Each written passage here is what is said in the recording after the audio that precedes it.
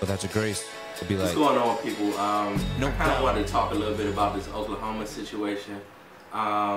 First and foremost, I want to give my condolences to those families that lost, individuals or families that were affected in any way.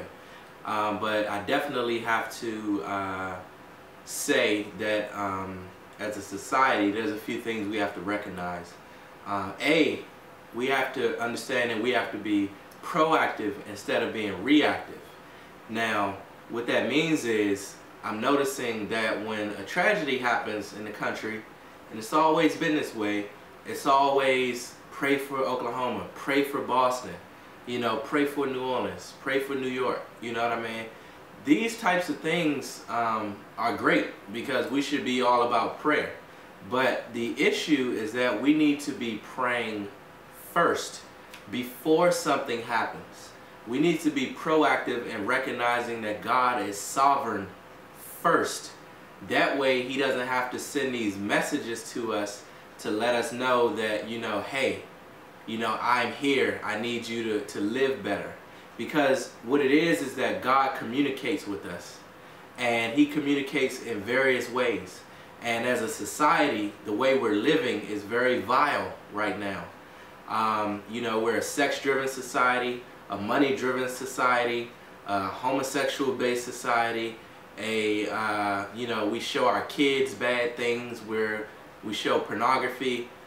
There's several things that are displeasing to God that we're doing intentionally. It'd be one thing if we were sinning, unknowingly, or if we tried and slipped up. But it's our nation's agenda and our government's agenda to go against that which God has already given us.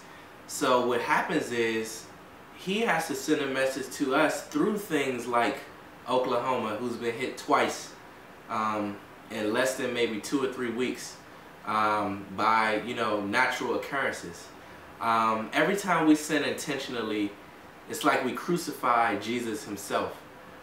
We take his sacrifice for granted.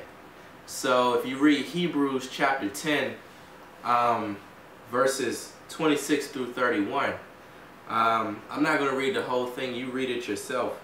But what it talks about is intentional sin. And we as a society have to recognize that we have to live better. God is talking to us and we have to hear him. And we can't complain and pray after something happens.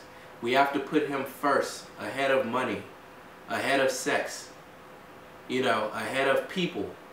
He has to come first and then he will bless us. But until we as a society collectively live better, we're going to see these natural occurrences happen over and over and over again.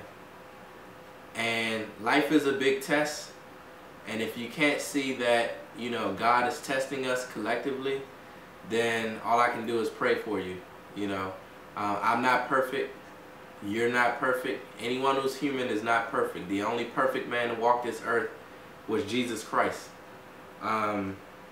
who's 100% man and 100% God.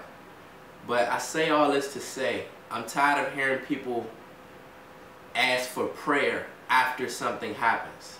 It's just like, African Americans, I'm just going to be honest. We listen to music that talks about killing, selling drugs, having a bunch of sex, and, we glorify fights on World Star, and we love it. We eat it up. We love it. You know what I'm saying? That's music. Music gets me throughout my day. But as soon as Ray Ray or, Pookie or somebody gets killed, now all of a sudden you like, man, we got to stop the violence. We got to do better. But the whole time you're saying that, you're still in bondage by that music and by those images that you watch.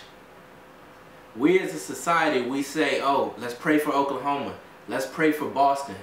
But we as a society are still in bondage by our social media, our media in general, our media, our government. Everything is sex driven. Everything is money driven. Everything is violence. You know, everything is killing. Video games killing. Movies killing. So, once again, this isn't about Oklahoma. It's just about society. And I extend my condolences to those people, and I am praying. But we need to understand that before we can ask God to clean up a mess, we have to clean up our own mess. So I'm going to leave you guys with that. I'm not going to take up too much time. Read Hebrews chapter 10, verses 26 through 31. It talks about intentional sin. I'm not going to read the whole thing. I'm going to read verse 26. For if we sin willfully, after that we have received knowledge of the truth, there remaineth no more sacrifice for sins. Basically meaning, if we sin and we know we're wrong, the sacrifice Jesus made isn't going to apply, because now we're abusing it. So let's not, as a society, abuse the sacrifice that Jesus made. And if you don't believe in Jesus, recognize that what's happening is from God.